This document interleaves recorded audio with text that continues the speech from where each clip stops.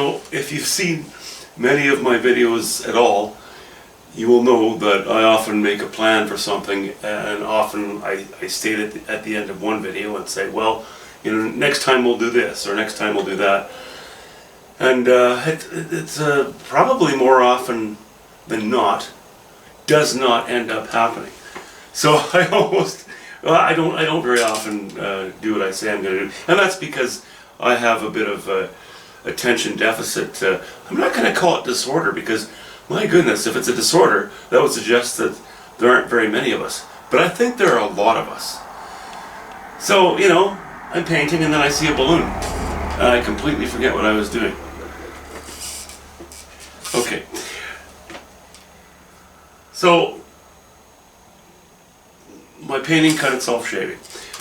Of course, what I was doing is soaking up the wrong colors that I had used here.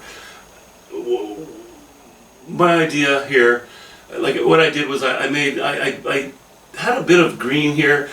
I didn't want to have a very high value against the dark gray. I felt that would distract from my focal area too much.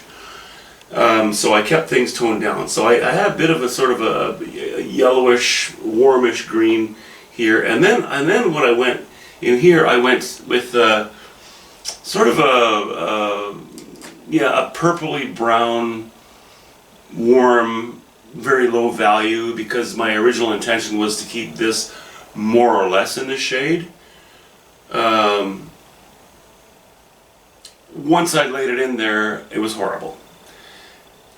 And then I scraped off this area of the bush and reconfigured it. So as you can see now, I've gone with more of the yellows. Actually, really, the colors that are in here are the same as they are in here, but not the bright areas, just the toned down areas. So that's yellow ochre, rhomber a little bit here and there, alizarin crimson. And again, I kept the green here because these two colors are fairly related, you know. It's a warm enough green that we're almost broaching on that sort of reddish, yellowish, greenish, and now here I went into the toned down, you know, a few purple-ish spots, and then the toned down yellows with hints of green poking through here and there. Also, I changed the shape of it just a bit. So I'm happy with it now. I won't be removing it.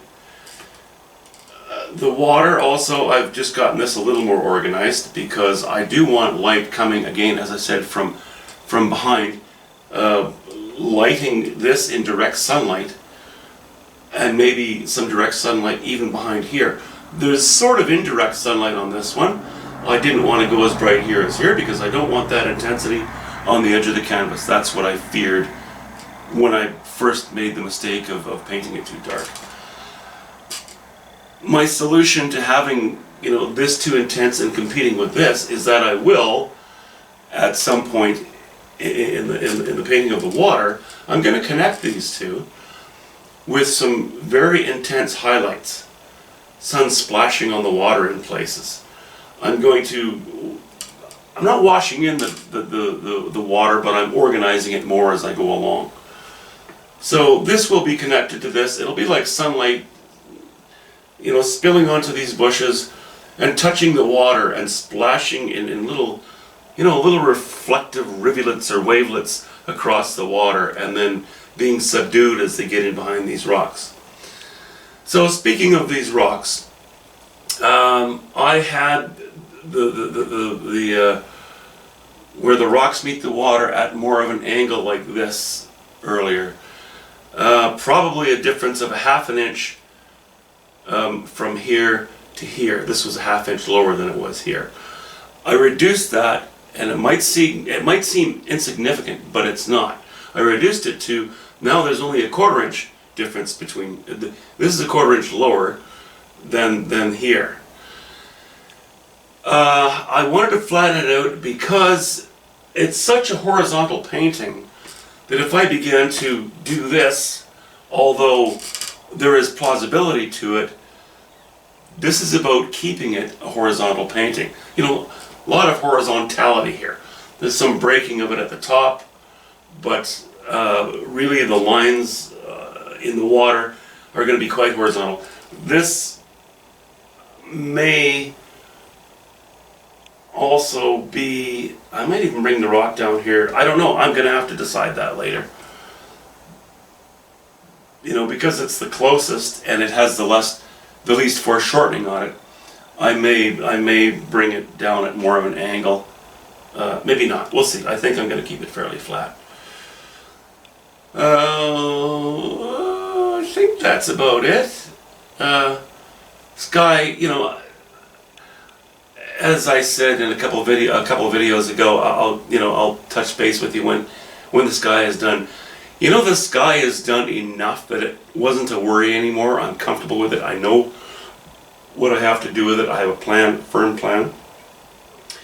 And I wanted to get onto some more challenging areas. And frankly, rewarding areas. So that, you know, the whole painting will mostly be in place before I probably finish that off. I guess that's all. I won't carry on too much. But that's my reasoning for changing this. I should have been bold to begin with. Again, I know better, but I'm often, you know, for me, it was kind of a naive fear. I did not want this to compete with this. And I did know right from the beginning that there would be a splash of sunlight across here. But it was a little bit lacking in courage as I was laying the colors on. And that was a mistake. It's really good just to sometimes go, okay, I'm just going to do it. I'm just going to go for it anyway. Because I knew that this would be a much lower chroma and value than this area. I knew that from the beginning. Anyway, I've been doing this for a long time. I've made a lot of paintings. And I still sometimes drop into those pitfalls. Have a good afternoon, guys. Talk to you next time.